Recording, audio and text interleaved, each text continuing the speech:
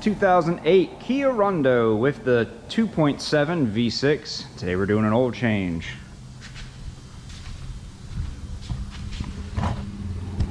Over at our computer, what is wrong with my mouth? Over at our computer, you can see it requires 4.76 quarts of 5W20 or 5W30.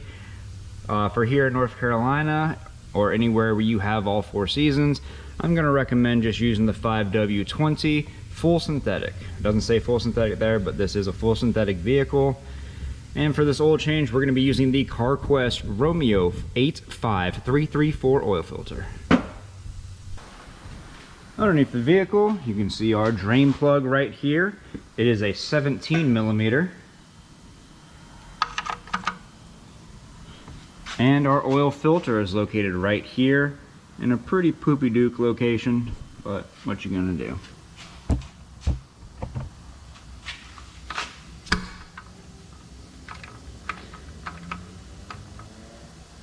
Ooh, that doesn't feel good at all.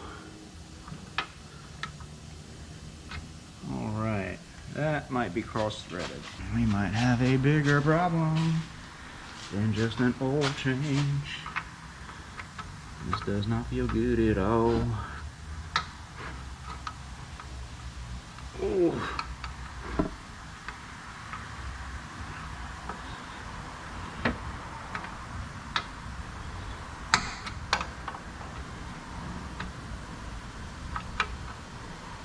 Needs a flip.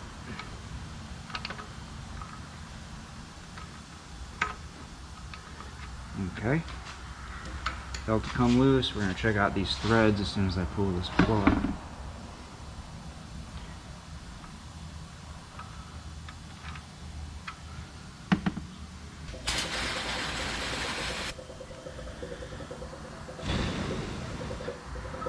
As far as I can tell, the threads on the plug look good. Make sure you take this time to inspect your crush washer. Ours looks to be in pretty good shape, so as long as this oil pan isn't damaged, I'm going to reuse that. And I'll finish letting this oil drain so I can check out the threads on the oil pan and hope and pray that they're not damaged. Let's go ahead and try to break loose this oil filter, which again, was left on nice and loose. Whoever did this oil change last must have watched one of my videos explaining how important it is to only put your filter on hand tight. Give it a good spin. Okay, there's the oil. And let the oil drain out. And then immediately become impatient and remove the oil filter anyway.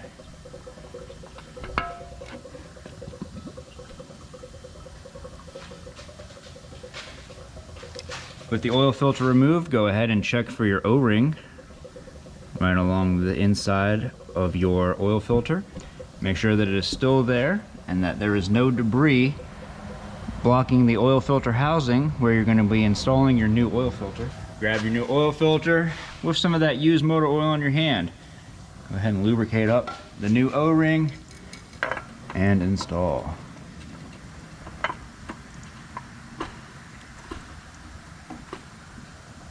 And again, put this down hand tight.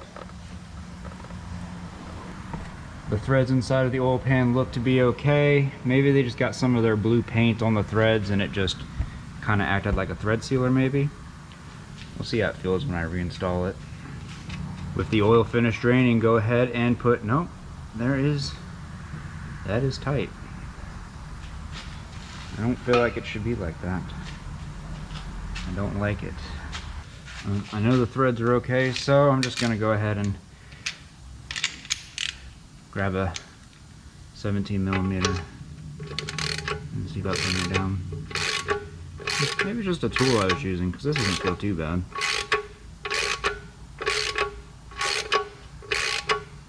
I still don't like it. No, and it just, once it went in, it got real loose for a second. I don't like it. If you're watching this video and you're changing your oil, let me know if your drain plug was tight like mine. I might have to let this customer know he might need a new oil pan. I don't like how that feels. Anyway, once you get it down tight, give it a good tug, and that's it. Don't go crazy, don't damage the threads, which might already be damaged on this one, I'm not too sure yet. With everything buttoned up underneath, go ahead and get yourself some brake clean. Spray down the drain plug and your oil filter.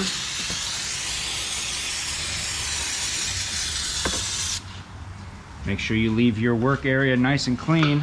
So if you're working on this vehicle in the future and you see oil in any of these two locations, you'll know that you have a possible oil leak and not that you just left a mess when you change the oil.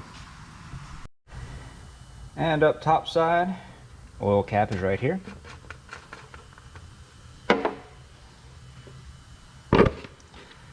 And go ahead and add your oil.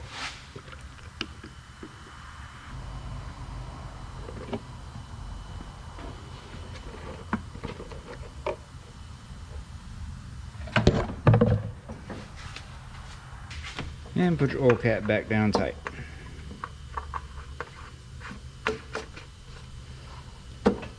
Good.